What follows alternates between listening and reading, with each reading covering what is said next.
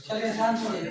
ये जो इनकवस क्लासेस का सेट है, प्रश्न संख्या 1 क्या है ध्यान समझेंगे। प्रश्न संख्या 1 है, शून्य काल संसदीय व्यवस्था को किस देश की देन है। यानी जो शून्य काल है ये किस देश की देन है। शून्य काल पहला नंबर आप ध्यान रखेंगे, शून्य काल का भारतीय संविधान में कहीं भी वर्णन नहीं है। ठीक है, शून्य काल का भारतीय संविधान में कहीं वर्णन नहीं है। ध्यान से समझेंगे, ये शून्य काल जो है ये भारतीय मीडिया की देन है, भारतीय प्रेस की देन है। यानी जब भी पूछा जाएगा आपसे कि शून्य काल किस देश की देन है, तो भारत की देन है शून्य काल। ठीक है, और उसके बाद याद रखेंगे संसद का शुरुआती जो 1 घंटे का सत्र होता है, संसद का शुरुआती 1 घंटे का जो सत्र होता है, शुरुआती 1 घंटे का जो सत्र होता है उसे हम क्या कहते हैं, उसे हम कहते हैं प्रश्नकाल। ठीक है, उसे क्या कहते हैं, प्रश्नकाल। और प्रश्नकाल के ठीक बाद का जो समय होता है उसे हम कहते हैं शून्यकाल। ठीक है, उसे हम कहते हैं शून्यकाल। प्रश्नकाल के ठीक बाद का जो समय है उसे हम कहते हैं शून्यकाल। तो प्रश्नकाल के क्या हो गया, प्रश्नकाल मतलब 11 से 12 बजे का समय, 11 से 12 बजे का समय, 11 से 12 बजे का जो समय होता है वो प्रश्नकाल होता है, और 12 से 1 बजे का समय जो होता है वो शून्यकाल होता है। और प्रश्न क्या पूछा गया था, शून्यकाल किसकी देन है, ये भारतीय प्रेस या भारतीय मीडिया की देन है। और जो लोग, एक प्रश्न और पूछा जाता है पेपर में, बहुत बार पूछा गया है कि लोकतंत्र का फोर्थ स्टेट किसे कहते हैं। फोर्थ स्टेट यानी कि चौथा स्तंभ किसे कहा जाता है। लोकतंत्र का जो चौथा स्तंभ है वो प्रेस यानी मीडिया को कहा जाता है, प्रेस को कहा जाता है लोकतंत्र का चौथा स्तंभ। उसके बाद अगला सवाल क्या पूछा गया है, अमेरिका दिया है ऑप्शन में, तो अमेरिका से याद रखेंगे। यदि पूछा जाएगा कि मौलिक अधिकार किस देश से लिया गया है, मौलिक अधिकार अमेरिका से लिया गया है। मौलिक अधिकार कहाँ से लिया गया है, अमेरिका से लिया गया है। जनहित याचिका कहाँ से लिया गया है, अमेरिका से। जनहित याचिका अमेरिका से लिया गया है, जनहित याचिका अमेरिका से लिया गया है। उसके बाद याद रखेंगे संसदीय प्रणाली, संसदीय प्रणाली जो है, संसदीय प्रणाली ये ब्रिटेन से लिया गया है। संसदीय प्रणाली ब्रिटेन से लिया गया है। ठीक है, और ये सब ध्यान रखेंगे। उसके बाद यदि आपसे पूछा जाएगा संविधान संशोधन कहाँ से लिया गया है, संविधान संशोधन, तो संविधान संशोधन दक्षिण अफ्रीका से लिया गया है।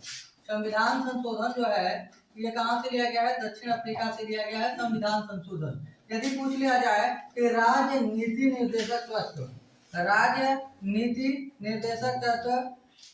निर्देशक तत्व ये कहाँ से लिया गया है, तो ये आयरलैंड से लिया गया है। राजनीति निर्देशक तत्व जो है आयरलैंड से लिया गया है, आयरलैंड से। ठीक है, उसके बाद आप याद रख सकते हैं, यदि आपसे पूछ लिया जाए मौलिक अधिकार अमेरिका से हो गया, संसदीय प्रणाली ब्रिटेन, राजनीति निर्देशक तत्व आयरलैंड, संविधान संशोधन दक्षिण अफ्रीका से लिया गया। यदि कुछ प्रस्तावना, प्रस्तावना किस देश से लिया गया है, तो प्रस्तावना जिसे हम उद्देशिका भी कहते हैं, प्रस्तावना इसी को हम उद्देशिका भी कहते हैं। और उद्देशिका या प्रस्तावना इसे संविधान की आत्मा कहा गया है, संविधान की आत्मा कहा गया है, और ये अमेरिका से लिया गया है। प्रस्तावना को किस देश से लिया गया है, अमेरिका से।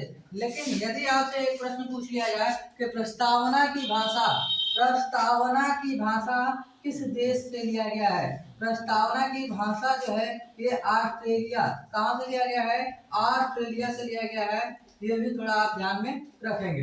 अगला सवाल क्या है, अगला सवाल है कि लोकसभा के प्रथम अध्यक्ष कौन थे। लोकसभा के प्रथम अध्यक्ष पूछा गया है, तो याद रखेंगे जीवी मावलंकर। लोकसभा के प्रथम अध्यक्ष कौन थे, जीवी मावलंकर। जीवी मावलंकर यानी कि पूरा नाम होता है गणेश वासुदेव मावलंकर।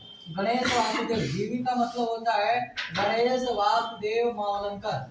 गणेश वासुदेव मावलंकर यानी कि जीवी मावलंकर, गणेश वासुदेव मावलंकर। उसके बाद याद रखेंगे इन्हीं को लोकसभा का पितामह भी कहा जाता है। लोकसभा का पितामह किसे कहा जाता है, लोकसभा का पिता किसे कहा जाता है, जीवी मावलंकर को ही लोकसभा का पितामह या पिता कहा जाता है। उसके बाद याद रखेंगे आप कि यदि आपसे पूछ ले कि अभी वर्तमान में लोकसभा के अध्यक्ष कौन है। पहले तो हो गए आपके, पहले हो गए जीवी मावलंकर। वर्तमान पूछ ले, वर्तमान में लोकसभा के अध्यक्ष कौन है, तब आपका आंसर हो जाएगा वर्तमान में लोकसभा के अध्यक्ष हैं ओम बिरला। कौन है, ओम बिरला। ओम बिरला। ये अभी कौन सी लोकसभा चल रही है, 17वीं लोकसभा चल रही है। कौन सी लोकसभा चल रही है, 17वीं लोकसभा चल रही है। और यदि आपसे पेपर में प्रश्न पूछ ले कि लोकसभा के किस अध्यक्ष का कार्यकाल सर्वाधिक लंबा है, लोकसभा के किस अध्यक्ष का कार्यकाल सर्वाधिक लंबा है, बलराम जाखड़। बलराम जाखड़ का नाम याद रखेंगे। सर्वाधिक लंबा कार्यकाल किसका है, तो बलराम जाखड़।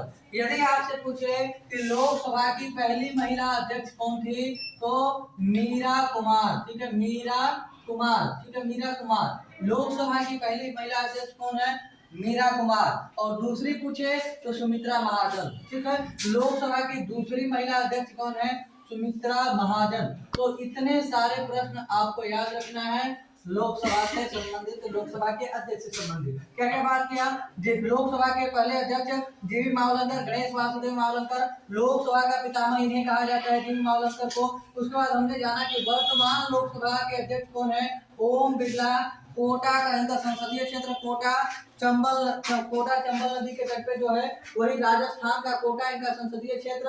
और कोटा से ही हाल ही में इन्होंने एक योजना शुरू की थी, सुपोषित माँ अभियान। सुपोषित माँ अभियान की शुरुआत यहीं से हुई थी, ये भी थोड़ा आप ध्यान में रखेंगे। ये हो गए आपके बलराम जाखड़। बलराम जाखड़ मतलब लोकसभा का सबसे अधिक कार्यकाल, सबसे लंबे समय तक रहने वाले लोकसभा के अध्यक्ष कौन है, बलराम जाखड़। चलिए अगला सवाल है, संविधान सभा का पहला सत्र कब आयोजित हुआ। तो संविधान सभा का पहला सत्र या पहली बैठक, संविधान सभा की पहली बैठक, प्रश्न क्या पूछा गया है कि संविधान सभा की पहली बैठक या पहली सभा कब हुई। तो सभी को पता है संविधान सभा की पहली बैठक 9 दिसंबर 1946 को। ये पहली बैठक दिल्ली के काउंसिल चैम्बर पुस्तकालय भवन में कहाँ हुई थी, दिल्ली के काउंसिल चैम्बर।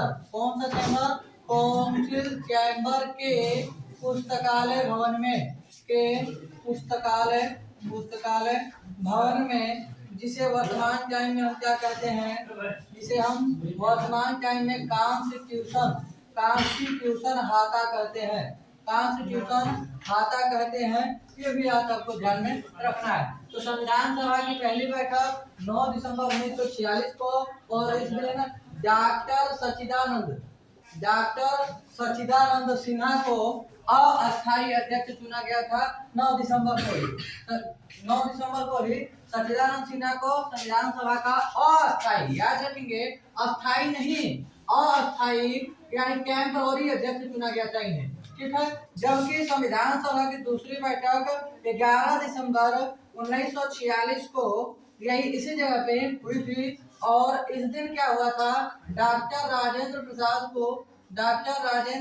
को क्या कर लिया गया, डॉक्टर राजेंद्र प्रसाद को अस्थायी अध्यक्ष चुना गया, अस्थायी अध्यक्ष। और तीसरी बात आप जानेंगे, तीसरी बैठक 13 दिसंबर 1946 को, और इसी दिन प्रस्तावना को पेश किया गया, प्रस्तावना को प्रस्तुत किया गया पीटी नेहरू के द्वारा। उद्देशिका बोले या प्रस्तावना बोले, उद्देशिका या प्रस्तावना को पेश किया गया, प्रस्तुत किया गया। ठीक है, किसे, प्रस्तावना को। ठीक है, और जब भी आपसे पूछे प्रस्तावना को कब पेश किया गया, तो 13 दिसंबर को पेश किया गया। लेकिन प्रस्तावना को कब स्वीकार किया गया, तो 22 जनवरी 1947। दोनों में अंतर है। प्रस्तावना को कब पेश किया गया, तब आपका आंसर होगा 13 दिसंबर 1946, और प्रस्तावना को स्वीकार कब किया गया, 22 जनवरी 1947। ठीक है, अगला सवाल है, भारतीय संविधान का कौन सा भाग है जिसे हम संविधान की आत्मा कहते हैं। तो प्रस्तावना को ही हम संविधान की आत्मा कहते हैं। प्रस्तावना या उद्देशिका, जो भी ऑप्शन में दिया हो, यहाँ उद्देशिका दिया है तो उद्देशिका हो जाएगा, प्रस्तावना दिया रहता तो प्रस्तावना हो जाता। लेकिन जब भी भीमराव अंबेडकर के अनुसार पूछेगा कि भीमराव अंबेडकर ने संविधान की आत्मा किसे कहा है, तब आपका आंसर होता है संवैधानिक उपचारों का अधिकार, आर्टिकल नंबर 32। ठीक है। राज्य नीति निर्देशक तत्व ऑप्शन में दिया गया है, आयरलैंड से लिया गया है राज्य नीति निर्देशक तत्व, और ये आर्टिकल नंबर 36 से लेकर कहां तक, 51 तक। राज्य नीति निर्देशक तत्व जो है डीपीएसपी जिसे कहते हैं, आर्टिकल नंबर 36 से 51 तक है भारतीय संविधान में इसका वर्णन है। ठीक है। डीपीएसपी जो है ये न्यायालय में प्रवर्तनीय नहीं है, वाद योग नहीं है। न्यायालय में डीपीएसपी यानी राज्य नीति निर्देशक तत्व ये न्यायालय में प्रवर्तनीय नहीं है, प्रवर्तनीय नहीं है। अगला सवाल है भारतीय राज्य व्यवस्था में सर्वोच्च कौन है? तो भारतीय राज्य व्यवस्था में सर्वोच्च है संसद। कोई भी कानून बनाना हो, कानून निर्माण करना हो तो सर्वोच्च है संसद भारतीय राज्य व्यवस्था में। तो भारतीय राज्य व्यवस्था में सर्वोच्च जो है वो संसद है। और संसद का यदि आर्टिकल पूछे तो किस आर्टिकल में है संसद? आर्टिकल नंबर 79 में एक संसद होगा, और संसद जो होगी 3 से मिलकर बनी होगी। एक होगा लोकसभा, और एक होगा राज्यसभा, और एक होगा राष्ट्रपति। राज्यसभा और तीसरा कौन आ जाता है? राष्ट्रपति आ जाता है। तीनों के मिलने से किसका निर्माण होता है? संसद का निर्माण होता है। और संसद का आर्टिकल सभी को पता है 79, उसके बाद राज्यसभा का 80, और लोकसभा का 81, और राष्ट्रपति का तो सबको पता है 52। तो ये हो जाता है आपका विधायिका हो जाती है, संसद हो जाता है। ठीक है। अगला सवाल है सूचना का अधिकार अधिनियम कब आया? कुछ महत्वपूर्ण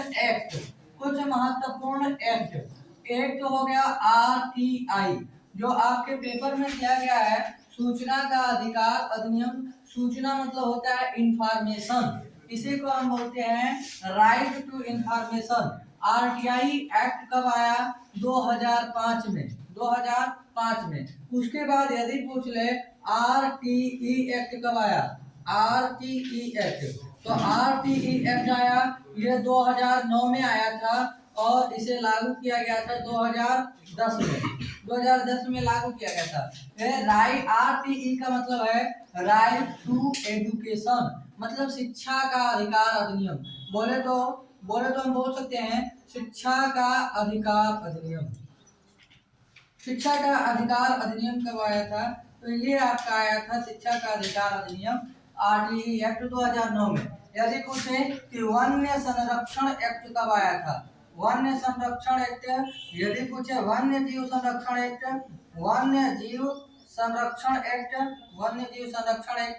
और यदि आपसे पूछे पर्यावरण संरक्षण एक्ट,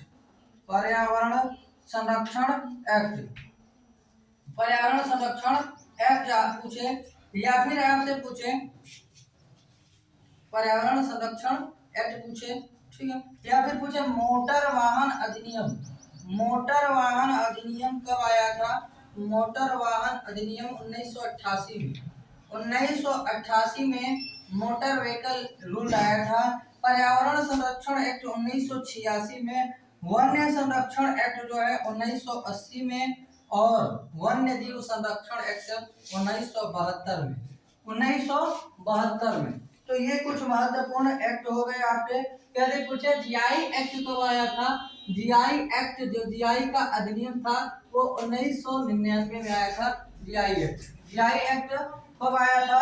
1999 में। तो ये कुछ प्रमुख एक्ट है जिसे आप ध्यान में रखेंगे। अगला सवाल है निम्न में से कौन स्वतंत्र भारत के किसी राज्य की सर्वप्रथम महिला राज्यपाल? तो स्वतंत्र भारत में यदि कोई राज्य हुआ जहाँ कोई महिला राज्यपाल पहली बार बनी तो वो है सरोजिनी नायडू से आप याद रखेंगे, ये भारत की पहली महिला राज्यपाल। आप कहेंगे भारत में राज्यपाल नहीं होता है सबकी, राज्यपाल तो राज्य में होता है। तो यानी कि पूरे भारत में जितने भी राज्य हैं उन राज्यों में पहली बार यदि कोई महिला राज्यपाल बनी थी वो सरोजिनी नायडू। और कहाँ की बनी? तो उत्तर प्रदेश की। साथ ही साथ याद रखेंगे इन्हें हम कहते हैं Nightingale of India. Nightingale of India, Nightingale of India इन्हें हम कहते हैं। और साथ ही साथ याद रखेंगे आप, इनका हैप्पी बर्थडे 13 फरवरी को हम राष्ट्रीय महिला दिवस मनाते हैं। राष्ट्रीय महिला दिवस, राष्ट्रीय महिला दिवस, राष्ट्रीय महिला दिवस हम कब मनाते हैं? 13 फरवरी को मनाते हैं राष्ट्रीय महिला दिवस। ये भी थोड़ा आप ध्यान में रखेंगे। यदि अंतर्राष्ट्रीय महिला दिवस पूछे तो सभी को याद है 8 मार्च, अंतर्राष्ट्रीय महिला दिवस 8 मार्च, ठीक है। उसके बाद ये हो गया आपका राष्ट्रीय महिला दिवस 13 फरवरी, सरोजिनी नायडू का हैप्पी बर्थडे, ये भी थोड़ा आप ध्यान में रखेंगे। चलिए अगला सवाल है, और ऑप्शन में दिया है सुचेता कृपलानी। तो सुचेता कृपलानी याद रखिएगा कि ये किसी भी राज्य की पहली महिला मुख्यमंत्री बनने का श्रेय किसे है? सुचेता कृपलानी, ठीक है। सुचेता कृपलानी किसी भी देश की, किसी भी देश नहीं, किसी भारत के किसी भी राज्य में सबसे पहली बार मुख्यमंत्री, और ये भी यूपी की मुख्यमंत्री पहली बार बनी थी, ये भी याद रखना है। साथ ही साथ आप याद रख सकते हैं, जो एक चीज और दिया गया है इसमें ऑप्शन में, इंदिरा गांधी दिया गया है। तो इंदिरा गांधी से आप याद रखेंगे भारत रत्न पाने वाली पहली महिला। दूसरा चीज याद रखेंगे भारत की पहली महिला प्रधानमंत्री, ठीक है। एक और ऑप्शन में दिया है विजय लक्ष्मी पंडित। विजय लक्ष्मी पंडित यूएनओ की पहली महिला प्रमुख जो बनी है, यूएनओ महासभा की जो अध्यक्ष बनी है पहली बार, ये बनी है आपकी विजय लक्ष्मी पंडित महिलाओं में, ठीक है। जबकि यूएनओ के पहले अध्यक्ष पूछा गया तो कौन थे? यूएनओ के पहले अध्यक्ष एंटोनियो गुटेरस तो अभी है, एंटोनियो गुटेरस तो वर्तमान में पुर्तगाल के त्रिगवेली, ठीक है। यूएनओ के पहले अध्यक्ष यदि आपसे पूछे तो इधर नीचे लिखते हैं त्रिगवेली। यूएनओ के पहले अध्यक्ष कौन है? त्रिगवेली। और त्रिगवेली किस देश के थे? नॉर्वे के थे त्रिगवेली, ठीक है। नॉर्वे के कौन थे? त्रिगवेली, ठीक है। तो यूएनओ के पहले अध्यक्ष थे। जबकि यूएनओ के स्थापना का श्रेय जो रूजवेल्ट को जाता है, अमेरिकी राष्ट्रपति रूजवेल्ट, ठीक है। रूजवेल्ट का नाम याद रखेंगे। यूएनओ की स्थापना के समय ये क्या थे? राष्ट्रपति थे, उन्होंने स्थापना में योगदान दिया था। अगला सवाल है, कलिंग नरेश खारवेल किस वंश से संबंधित है? चेदी वंश क्या है? चेदी वंश। कलिंग नरेश खारवेल जो है ये किस वंश से संबंधित है? चेदी वंश, ठीक है। चेदी वंश। और साथ ही साथ याद रखेंगे जो हाथी गुम्फा अभिलेख, हाथी गुम्फा अभिलेख है वो किससे संबंधित है? इन्हीं से संबंधित हो जाता है। इधर बीच में लिखते हैं हाथी गुम्फा, हाथी गुम्फा अभिलेख, हाथी गुम्फा अभिलेख जो है ये किससे संबंधित है? हाथी गुम्फा अभिलेख जो है ये कलिंग नरेश खारवेल से संबंधित है। कलिंग नरेश खारवेल, ठीक है, खारवेल, कलिंग नरेश खारवेल से संबंधित है हाथी गुम्फा अभिलेख, ठीक है। तो ये भी बात थोड़ा आप ध्यान में रखेंगे, ठीक है।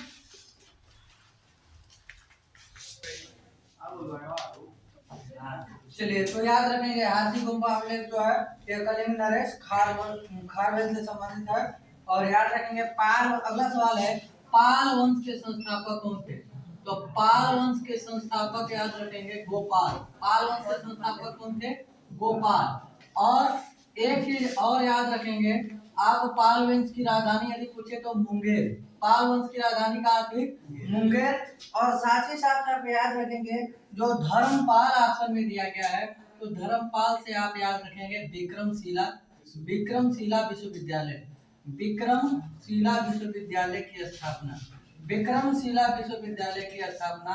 जबकि यदि पूछे कि नालंदा विश्वविद्यालय की स्थापना, नालंदा विश्वविद्यालय की स्थापना कुमारगुप्त ने करी थी, ये भी थोड़ा ध्यान में रखेंगे, ठीक है। उसके बाद अगला सवाल है मुगलों ने नवरोज का त्योहार लिया, कहाँ से लिया है? तो नवरोज त्योहार जो है, नवरोज त्योहार ये पारसियों का नववर्ष है, पारसियों का नववर्ष, पारसियों का नववर्ष कौन सा है? नवरोज त्योहार। और मुगलों ने, और मुगलों में खासा कर नाम, व्यक्तिगत नाम पूछे तो बलबन ने। यदि पूछा जाए नवरोज त्योहार को किसने शुरू किया, तो या फिर नवरोज पूछे, नवरोज पूछे, या सिजदा प्रथा पूछे, सिजदा प्रथा, या फिर पैगोस प्रथा पूछे। तो ये तीनों काम किसका है? तीनों काम जो है, तीनों काम बलबन का है। नवरोज प्रथा, सिजदा प्रथा और पैगोस प्रथा, ये तीनों जो काम है बलबन ने शुरू किया था। सिजदा प्रथा, पैगोस प्रथा मतलब राजा को जो सलाम करना था, झुककर सलाम करना था, चरणों को चूमना था, ये सिजदा पैगोस प्रथा बलबन का काम है ये, थोड़ा ध्यान देखिए। अगला सवाल क्या पूछा गया है, यदि आपसे पूछे कि जैन अवस्था किस धर्म से संबंधित है। जैन अवस्था जो है ये यहूदियों का प्रमुख ग्रंथ है, यहूदियों से संबंधित है, यहूदियों से संबंधित है। यदि आपसे पूछे कि सिनेगाग जो है ये किसका पूजा स्थल है, जैसे हिंदुओं का पूजा स्थल मंदिर, मुस्लिमों का मस्जिद, उसी तरह यहूदियों का पूजा स्थल जो है सिनेगाग बोलते हैं हम। सिनेगाग क्या बोलते हैं, सिनेगाग का संबंध किससे है, तो यहूदियों से है। ये भी थोड़ा आप ध्यान में रखेंगे, ठीक है। अगला सवाल है, निम्नलिखित मुगल बादशाहों में से किसने अपनी आत्मकथा फारसी भाषा में लिखी। तो जहांगीर ने अपनी तुजुक ए जहांगीरी, जहांगीर की आत्मकथा कौन सी है, तुजुक ए जहांगीरी, तुजुक ए जहांगीरी, तुजुक ए जहांगीरी ये फारसी में लिखी गई थी। बाबर की आत्मकथा कौन सी है, बाबर की आत्मकथा किसने लिखा है, बाबर की आत्मकथा बाबरनामा, बाबर की आत्मकथा क्या है, बाबरनामा। और बाबरनामा किस भाषा में लिखी है, तुर्की भाषा में लिखी है। बाबरनामा किस भाषा में लिखी गई है, तुर्की नामा। बाबर नहीं लिखा है, जबकि हुमायूं की जीवनी किसने लिखी है, गुलबदन बेगम। हुमायूं की जीवनी किसने लिखी है, इसकी बहन गुलबदन बेगम ने, गुलबदन बेगम ने लिखी है। और बाबर की आत्मकथा किसने लिखी है, बाबर की आत्मकथा खुद बाबर ने लिखी है, और किस भाषा में लिखी गई है, तुर्की। टोटल यदि आपसे पूछे कि मुगलों की राजभाषा क्या थी, मुगलों की राजभाषा यदि पूछे तो फारसी, मुगलों की राजभाषा क्या थी, फारसी। और बाबरनामा लिखी गई तुर्की भाषा में, इसीलिए बार बार पेपर में पूछा जाता है कि बाबरनामा किस भाषा में लिखी गई है, क्योंकि सभी को पता है कि मुगलों की भाषा थी फारसी, इसलिए बाबरनामा को भी लगा देते हैं फारसी में। तो तुर्की भाषा में लिखी गई है बाबरनामा। अगला सवाल है, दिल्ली के लाल किले में मोती मस्जिद का निर्माण किसने करवाया था। तो दिल्ली के लाल किले में यदि केवल मोती मस्जिद जो आगरा में पूछा रहता तो उसका हो जाता शाहजहां, केवल मोती मस्जिद पूछा रहता और शाहजहां रहता, ऑप्शन तो आपका होता आंसर क्या, शाहजहां हो जाता है। क्योंकि 4 प्रश्न के आंसर एक आराम से हम दे सकते हैं। मोला ताजा, क्या मोला ताजा, यानी जो आगरा में मोती मस्जिद है, मोती मस्जिद और लाल किला, साथ ही साथ ताजमहल और जामा मस्जिद। तो ये जामा मस्जिद तो दिल्ली में ही है, जामा मस्जिद है। और ये चारों काम तो था किसका, ये चारों काम था शाहजहां का। लेकिन प्रश्न यहाँ क्या पूछा गया है, प्रश्न पूछा गया है कि दिल्ली के लाल किले में मोती मस्जिद। तो जब भी दिल्ली के लाल किला में मोती मस्जिद पूछेगा तो आपका हो जाएगा आंसर औरंगजेब ने, जिसे हम जिंदा पीर के नाम से जानते हैं। जिंदा पीर किसे कहते हैं, जिंदा पीर औरंगजेब को कहते हैं, ठीक है। चलिए अगला सवाल है महाभारत का फारसी अनुवाद किस शीर्षक के साथ किया गया है। तो महाभारत के फारसी अनुवाद को हम क्या कहते हैं, रज्मनामा। महाभारत के फारसी अनुवाद को हम रज्मनामा कहते हैं। और इस फारसी में अनुवाद करने वाले व्यक्ति थे बदायूनी ने महाभारत का फारसी में अनुवाद किया था। तो महाभारत से 2-3 प्रश्न बनेंगे। एक बन सकता है महाभारत का प्राचीन नाम क्या है। तो महाभारत का प्राचीन नाम है जय संहिता। और दूसरा प्रश्न पूछेगा कि महाभारत का इंग्लिश में, गीता का या महाभारत का, गीता का पूछा जाता है, गीता का इंग्लिश में अनुवाद किसने किया है। तो चार्ल्स विल्किंस ने इंग्लिश में अनुवाद किसने किया, चार्ल्स विल्किंस ने किया है इंग्लिश में अनुवाद। और ये हो गया महाभारत का फारसी अनुवाद क्या कहलाता है, रज्मनामा कहलाता है, ठीक है। अगला सवाल है, निम्न में से कौन इंडियन एसोसिएशन का संस्थापक है। तो एसएन बनर्जी, सुरेंद्रनाथ बनर्जी। एसएन बनर्जी ने इंडियन एसोसिएशन की स्थापना की। इंडियन एसोसिएशन की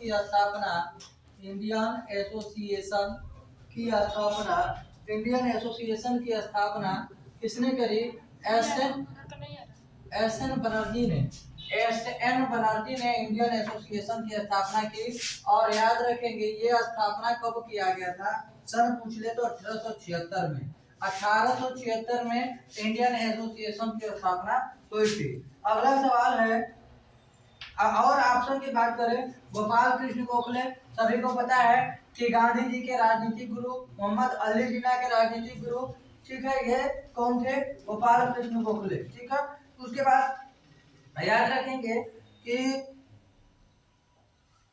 ऑप्शन में और क्या दिया गया है, दादा भाई नौरोजी, इन्हें हम grand old man of India कहते हैं, ठीक है। और अगला सवाल पे चलते हैं, भारतीय राष्ट्रीय कांग्रेस की प्रथम बैठक कहाँ हुई थी? तो भारतीय राष्ट्रीय कांग्रेस की प्रथम ही नहीं, 4 बैठक आप याद रखेंगे, 4 बैठक याद रखेंगे, बकमाई, इस ट्रिक के साथ आप याद रखेंगे, बकमाई याद कर सकते हैं, ठीक है। ट्रिक के माध्यम से आप क्या याद कर सकते हैं, बकमाई याद कर लेंगे, क्या याद कर लेंगे, बकमाई, ठीक है। ब से हो गया बम्बई, यानी पहली बैठक कहाँ हुई थी, बम्बई में, दूसरी कलकत्ता में, दूसरी कहाँ हुई, कोलकाता जिसे हम अभी कहते हैं कलकत्ता, माँ से मद्रास में हो गई तीसरी बैठक, और चौथी बैठक कहाँ हो गई, इलाहाबाद में, इलाहाबाद में, ठीक है, इलाहाबाद में 4 बैठकें हो गई। 4 बैठक कहाँ हो गई, ये चारों लाइन से, पहली हो गई 1885 में, जिसमें 72 प्रतिनिधियों ने भाग लिया था। ये भी प्रश्न पूछा गया है कि भारतीय राष्ट्रीय कांग्रेस की पहली बैठक में कुल कितने प्रतिनिधियों ने भाग लिया था, 72 में। भारतीय राष्ट्रीय कांग्रेस की स्थापना कब हुई, तो ये भी आप याद रखेंगे 1885 में। भारतीय राष्ट्रीय कांग्रेस की स्थापना कब हुई, 1885 में। और डफरिन के कार्यकाल में, लॉर्ड डफरिन, लॉर्ड डफरिन के कार्यकाल में, किसके काल में, इधर लिख देते हैं, Lord Dufferin, Lord Dufferin, Lord Dufferin के काल में, लॉर्ड डफरिन के काल में हुई थी। दूसरी बात याद रखेंगे, ये हो गया आपका चारों बैठकें, कलकत्ता, बम्बई, मद्रास, इलाहाबाद, 4 बैठकें हो गई, 72 प्रतिनिधियों ने भाग लिया। और इसकी स्थापना जो हुई थी बम्बई के गोकुलदास, बम्बई के गोकुलदास तेजपाल, गोकुलदास, गोकुलदास तेजपाल, गोकुलदास तेजपाल संस्कृत विश्वविद्यालय, संस्कृत विश्वविद्यालय क्या विद्यालय जो भी था, गोकुलदास तेजपाल नाम याद रखेंगे। इसी विद्यालय में भारतीय राष्ट्रीय कांग्रेस की स्थापना हुई थी, ठीक है। उसके बाद अगला सवाल देखेंगे, दामोदर की सहायक नदी कौन सी है? तो दामोदर की सहायक नदी जो है, ये तो जो फेमस है हुगली नदी, हुगली नदी, और एक है जलांगी नदी, हुगली और जलांगी, हुगली और दामोदर नदी, दामोदर नदी, ठीक है। दामोदर नदी घाटी परियोजना, पहला नंबर, एक तो है दामोदर नदी जो छोटा नागपुर के पठार से, जो दामोदर नदी जो है, और एक स्वर्णरेखा नदी, दोनों छोटा नागपुर के पठार, पहला नंबर। एक तो है दामोदर नदी और एक है स्वर्णरेखा नदी, स्वर्णरेखा नदी, ये दोनों नदी जो है छोटा नागपुर के पठार से निकलती है, छोटा नागपुर का पठार, जिसे हम, छोटा नागपुर का पठार जिसे हम भारत का रूर प्रदेश कहते हैं, भारत का रूर प्रदेश, भारत का रूर प्रदेश किसे कहते हैं, छोटा नागपुर के पठार को भारत का रूर किसे कहते हैं, छोटा नागपुर का पठार। यदि वास्तविक रूप से रूर क्षेत्र पूछे किस देश में है, तो रूर क्षेत्र जो है ये आपका जर्मनी में पाए जाते हैं, रूर क्षेत्र जो है जर्मनी में पाए जाते हैं। लेकिन भारत का रूर पूछा जाएगा तो भारत का रूर जो है वो छोटा नागपुर का पठार है। दामोदर नदी और स्वर्णरेखा नदी दोनों यहीं से निकलती है। और दामोदर नदी के सहायक नदी एक तो है हुगली, एक है हुगली नदी और एक है जालांगी नदी, हुगली और जालांगी नदी जो है इसकी सहायक नदी है। स्वर्णरेखा नदी पर याद रखेंगे, एक तो आपका जो रांची शहर है, जमशेदपुर, जमशेदपुर जो है, जमशेदपुर स्वर्णरेखा नदी पे है, जमशेदपुर, जमशेदपुर जो है ये आपका स्वर्णरेखा नदी पर स्थित है, ये भी थोड़ा आप ध्यान में देखें। चलिए अगला सवाल है, अगला सवाल है, निम्न राज्यों में से किसकी सर्वाधिक लंबी तट रेखा है? तो सबसे लंबी तट रेखा वाला राज्य जो है गुजरात, सबसे लंबी तट रेखा वाला राज्य गुजरात। यदि पूछेगा कि दक्षिण भारत का सबसे लंबी तट रेखा वाला राज्य कौन सा है, दक्षिण भारत का पूछेगा तो आंध्र प्रदेश, आंध्र प्रदेश, ठीक है। भारत का सबसे लंबी तट रेखा वाला राज्य गुजरात और दूसरे नंबर पे आता है आंध्र प्रदेश। यानी कि पूछा जाएगा सबसे लंबी तट रेखा वाला राज्यों में दूसरे नंबर पे कौन सा राज्य आता है, तो आंध्र प्रदेश। और दक्षिण भारत में ये पहले नंबर पे आ जाता है, दक्षिण भारत का राज्य पूछे तो पहले नंबर पे आपका हो जाएगा आंध्र प्रदेश हो जाएगा दक्षिण भारत में। तो दोनों प्रश्न ध्यान में रखेंगे। यदि आपसे पूछे कि भारत के कुल स्थल सीमा की लंबाई कितनी है, यहाँ से 3 प्रश्न आप जरूर याद रखेंगे तीन प्रश्न याद रखेंगे। भारत के एक तो स्थल सीमा की लंबाई और एक तटीय भाग की लंबाई। एक तो स्थल सीमा की लंबाई, स्थल सीमा याद रखेंगे, एक तटीय सीमा याद रखेंगे और एक याद रखेंगे मुख्य भूमि सहित तटीय सीमा। मुख्य भूमि सहित तटीय सीमा, मुख्य भूमि सहित तटीय सीमा। तो ये तीन प्रश्न आप याद रखेंगे। तो जब भी आपसे पूछेगा भारत के स्थल सीमा की लंबाई, तो आपका आंसर हो जाएगा 15,200 किलोमीटर। तटीय सीमा पूछेगा तो लगभग में 7500 किलोमीटर हो जाता है। और मुख्य भूमि सहित तटीय सीमा पूछे तो 6100 हो जाता है। ठीक है, तो ये आप याद रखेंगे तीनों प्रश्न। ठीक है, चलिए अगला सवाल है, लैटेराइट मिट्टी कहाँ पाई जाती है? तो महाराष्ट्र में काली मृदा और लैटेराइट मृदा। ठीक है, लैटेराइट मृदा जो है ये कहाँ पाई जाती है? महाराष्ट्र में पाई जाती है। महाराष्ट्र में जो है, महाराष्ट्र काली मृदा हो गया। ठीक है, और दूसरा चीज याद रखेंगे, काली मृदा का स्थानीय नाम कई बार आपको हम बता चुके हैं। काली मृदा का स्थानीय नाम क्या है? तो काली मृदा का स्थानीय नाम को हम कहते हैं रेगुर, रेगुर कहते हैं। इस पेपर में खूब पूछा गया है। और दूसरा चीज याद रखेंगे, भारत में सबसे ज्यादा कौन सी मिट्टी पाई जाती है? एलुवियल मिट्टी पाई जाती है, एलुवियल मिट्टी पाई जाती है। ठीक है, ये भी याद रखेंगे। एक प्रश्न आप कमेंट बॉक्स में बताएंगे कि मिट्टी के अध्ययन को क्या कहते हैं? मिट्टी के अध्ययन, ये आपका होमवर्क है, मिट्टी के अध्ययन को हम क्या कहते हैं, ये हम बताएंगे आप कमेंट में। चलिए अगला सवाल है,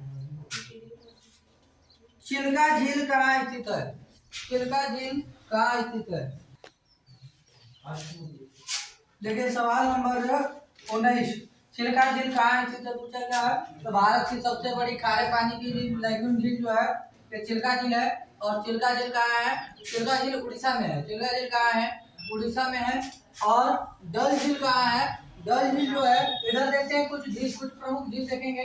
डल झील जो है ये जम्मू कश्मीर में है। कहाँ है? डल, बुल्लर, अनंतनाग और नागिन, ये चारों झील जो है ये चारों कहाँ है?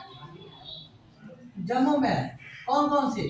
डल झील, बुल्लर झील, अनंतनाग झील, मानस बल झील, इसमें नहीं लिखा है, मानस बल झील और नागिन झील। ये कहाँ की झील है? जम्मू कश्मीर की झील है।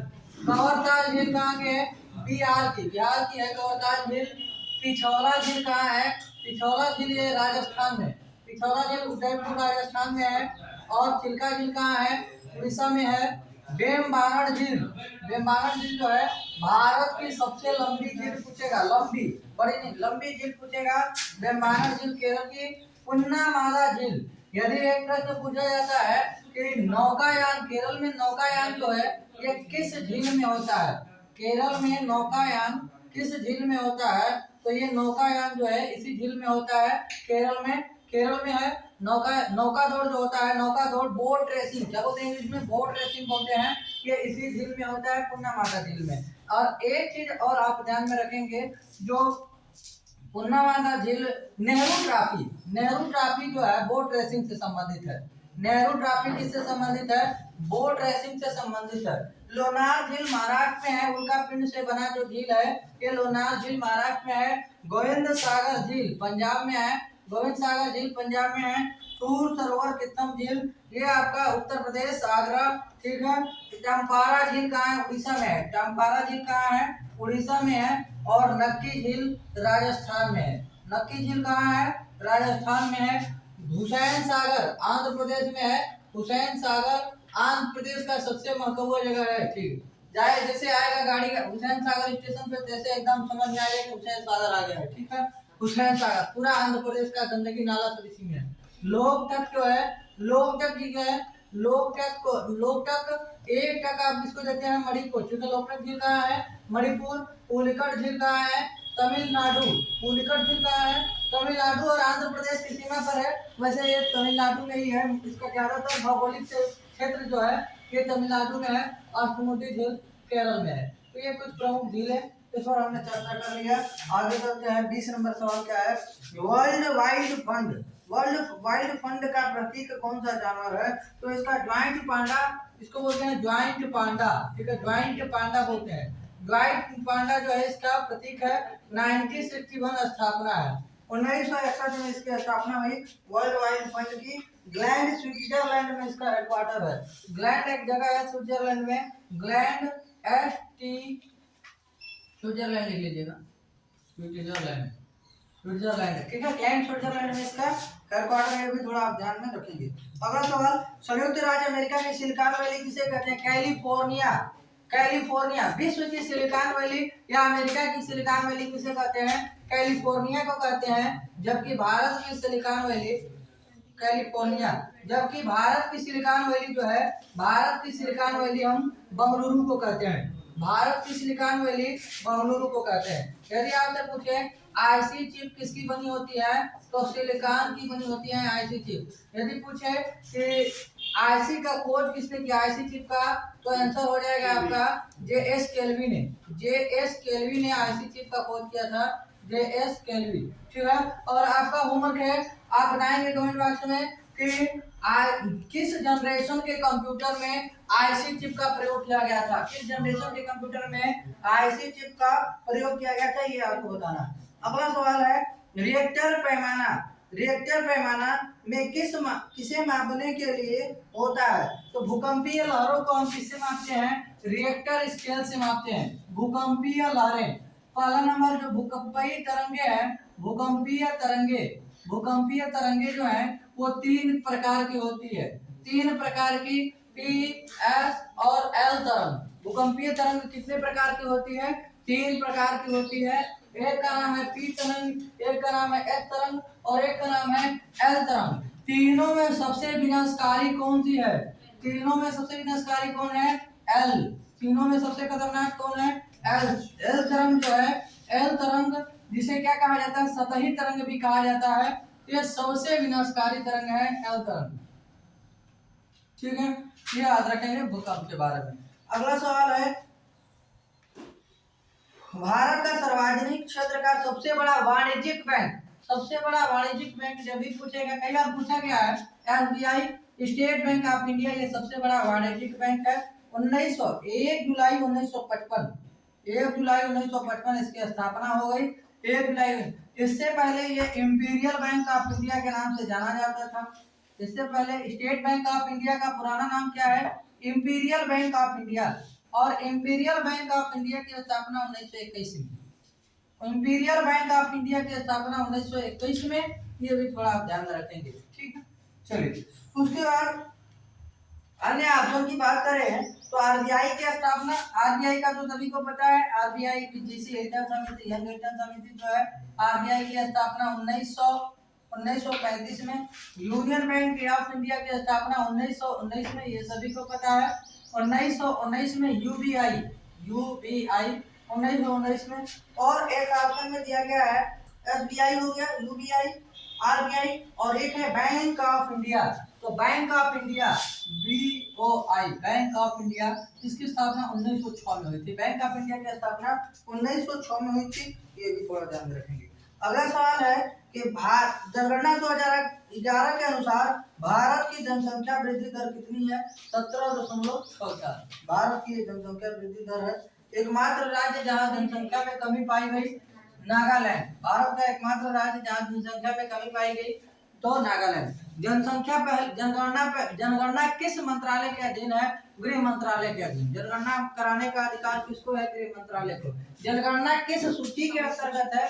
जनगणना संघ सूची के अंतर्गत है। जबकि जनसंख्या जो है ये समवर्ती सूची का विषय है। जनसंख्या समवर्ती सूची का विषय है, जबकि जनगणना संघ सूची का विषय है। पहली बार जनगणना 1749 में स्वीडन में हुई थी। सब पहली बार जनगणना 1749 में स्वीडन में हुई थी, जबकि पहली बार नियमित जनगणना अमेरिका में हुई थी। पहली बार नियमित जनगणना अमेरिका में हुई थी।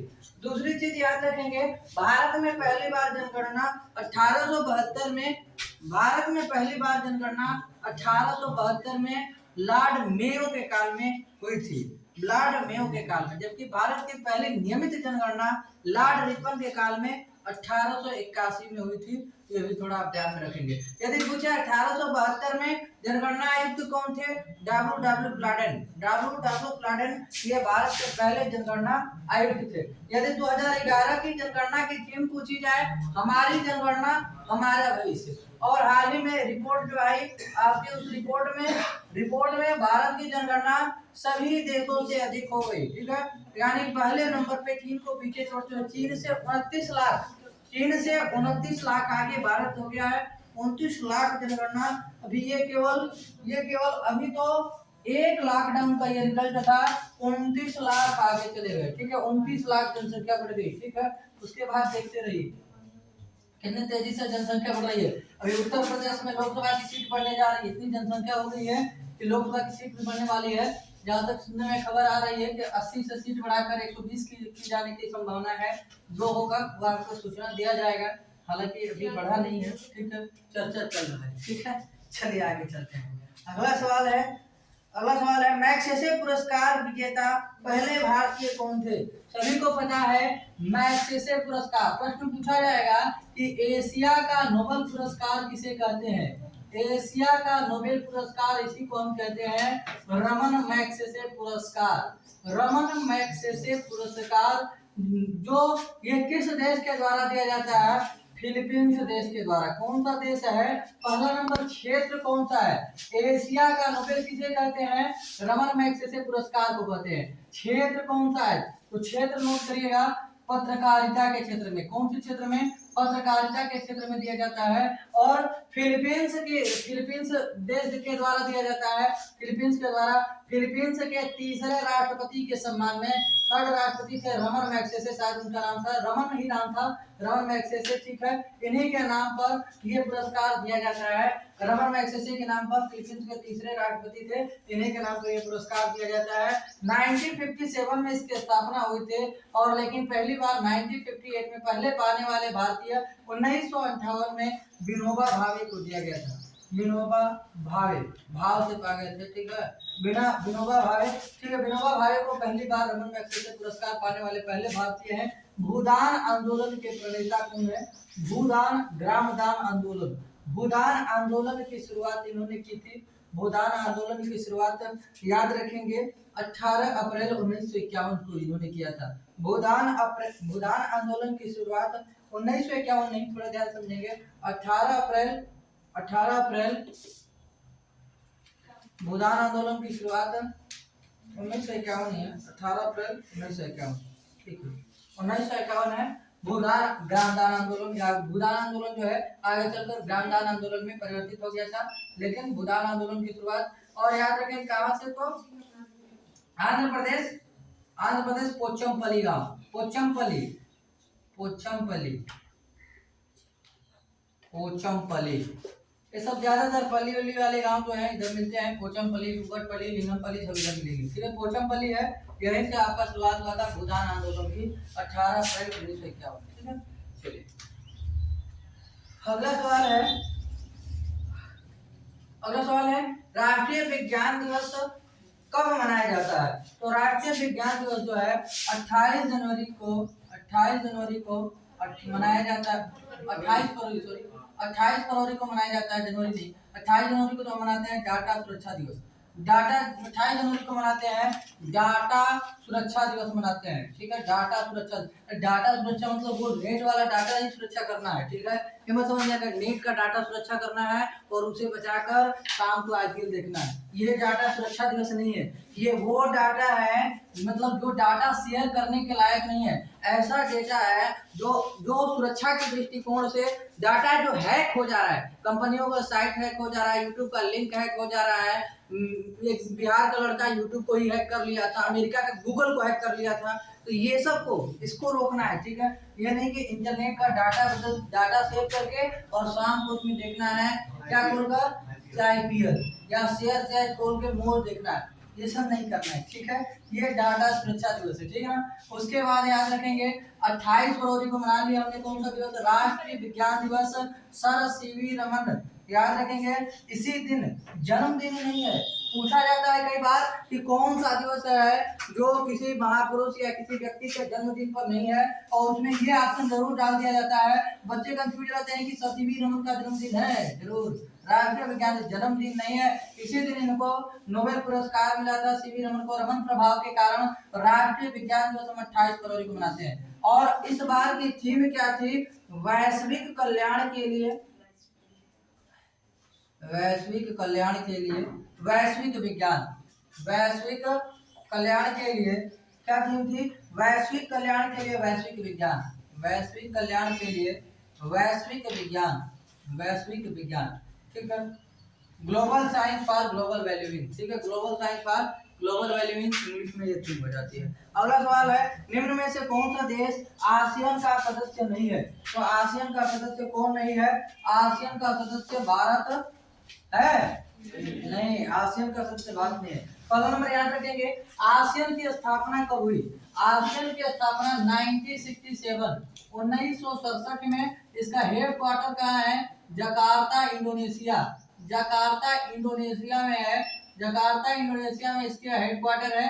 ये भी थोड़ा ध्यान में रखेंगे, ठीक है। उसके बाद याद रखेंगे इसमें कुल कितने देश हैं? इसमें 10 देश हैं। 11वां न्यू कैलिडोनिया को जोड़ा जाना था, प्रस्तावित है। 10 तो मुख्य रूप से आप याद रखेंगे, ठीक है, 10 मुख्य रूप से याद रखेंगे। कौन कौन सी ये 10 हैं तो यहाँ नोट कर देते हैं। 10 के नाम आप लिख लेंगे। थाईलैंड, कौन है? थाईलैंड। और इसकी राजधानी तुरंत दिमाग में सोच लेंगे, थाईलैंड की राजधानी क्या है? बैंकॉक। दूसरे देश का क्या नाम है? Indonesia, Indonesia. और इंडोनेशिया की राजधानी सभी को पता है, जकार्ता, ठीक है। और थाईलैंड की राजधानी भी साथ में लिख देते हैं, बैंकॉक, ठीक है। उसके बाद तीसरा देश का नाम बोले तो इंडोनेशिया हो गया। उसके बाद मलेशिया, मलेशिया की राजधानी सभी को पता है, कुआलालंपुर। मलेशिया की राजधानी कहाँ है? कुआलालंपुर है यहाँ की राजधानी, ठीक है। तो ये 3 देश यहाँ हो गए, थाईलैंड, इंडोनेशिया, मलेशिया। उसके बाद है आपका म्यांमार। म्यांमार की राजधानी कहाँ है? म्यांमार की राजधानी नेपथाव। कहाँ है? नेपथाव, अरे जलपैठा नहीं थी, नेपथाव, ठीक है। नेपथाव है म्यांमार की राजधानी, ठीक है। उसके बाद कौन है? उसके बाद है वियतनाम। वियतनाम की राजधानी पूछे तो हनोई। वियतनाम की राजधानी हनोई है, वियतनाम की राजधानी हनोई, ठीक है। उसके बाद है फिलीपींस।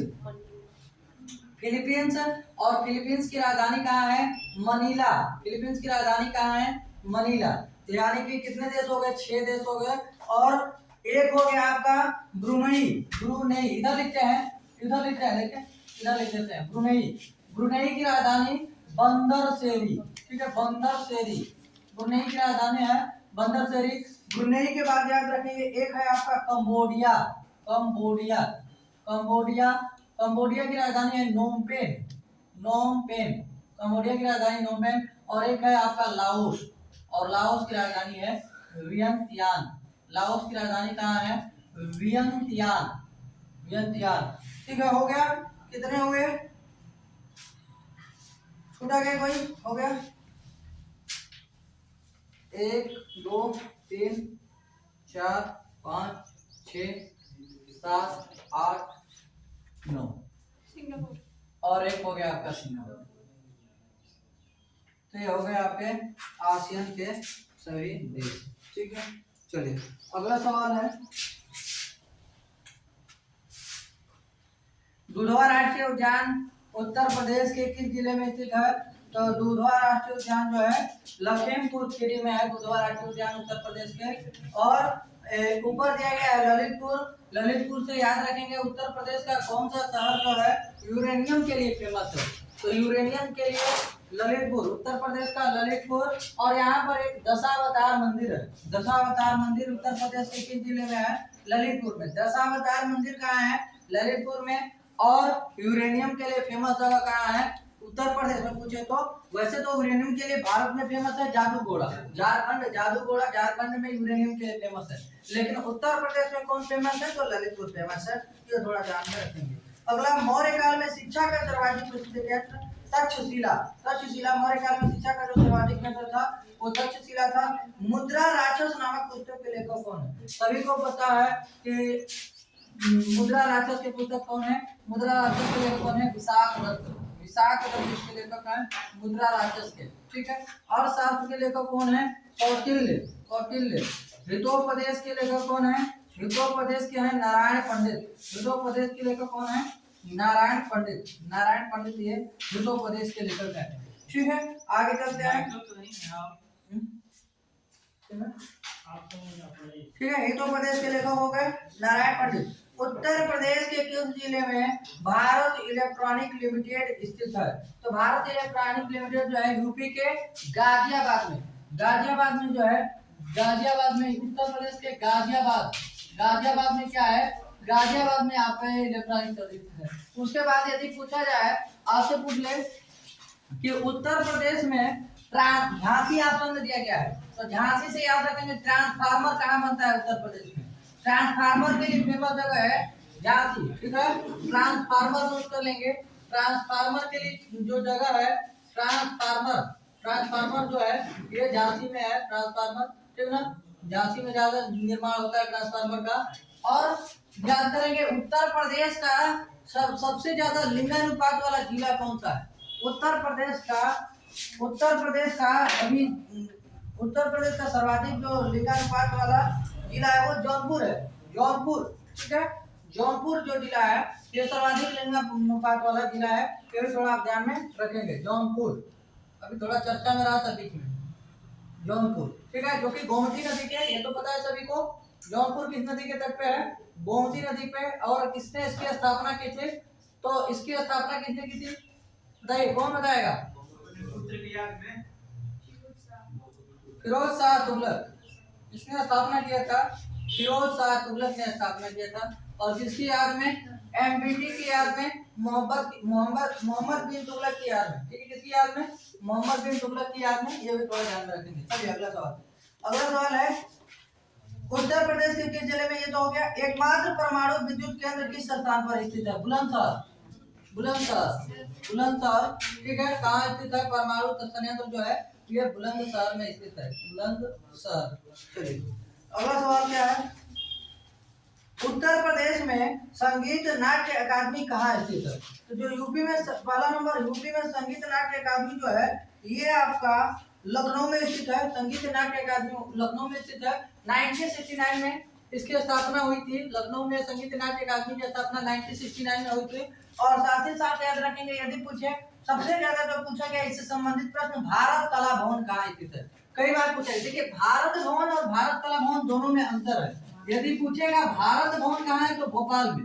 सांस्कृतिक केंद्र है, सांस्कृतिक केंद्र भारत भवन कहाँ है? तो सांस्कृतिक केंद्र भारत भवन जो है ये आपका भोपाल में है। मध्य प्रदेश की राजधानी भोपाल में है। और इसकी स्थापना 1982 में हुई थी, 1982 में। जबकि आपसे पूछे, इसके बीच में लगा देगा कला, तो भारत कला भवन है, भारत कला भवन ये आपका वाराणसी में है। भारत कला भवन जो है ये वाराणसी में है। या भारत माता का मंदिर ये भी वाराणसी में है। सब्जी अनुसंधान संस्थान ये भी वाराणसी में है। तो याद रखेंगे यहाँ से 2-3 प्रश्न। इसकी स्थापना 1920 में, यानी भारत कला भवन वाराणसी की स्थापना जो हुई थी ये 1920 में हुई थी। यदि राज्य ललित कला एकेडमी, राज्य ललित कला एकेडमी पूछे कहाँ है? कौन सा? राज्य ललित कला एकेडमी, राज्य ललित कला एकेडमी ये कहाँ है? तो ये भी आपका लखनऊ में स्थित है। राज्य ललित कला एकेडमी कहाँ है? तो ये लखनऊ में स्थित है। यदि आपसे पूछे school of paper technology, Uttar Pradesh में स्कूल ऑफ पेपर टेक्नोलॉजी कहाँ है? सहारनपुर में। School of paper technology, school of paper technology कहाँ है? तो सहारनपुर, ठीक है, सहारनपुर में है, सहारनपुर में। चलिए बाकी हो गया ये आपका सेट का डिस्कशन। बाकी खुश रहिए, मस्त रहिए, व्यस्त रहिए। वीडियो को आराम से लास्ट तक देखिए और एक्स्ट्रा जो भी आपको प्रश्न मिलते हैं उसको नोट कीजिए, याद कीजिए और हमारे चैनल को लाइक कीजिए, सब्सक्राइब कीजिए और शेयर कीजिए। धन्यवाद, मिलते हैं अगले वीडियो के साथ।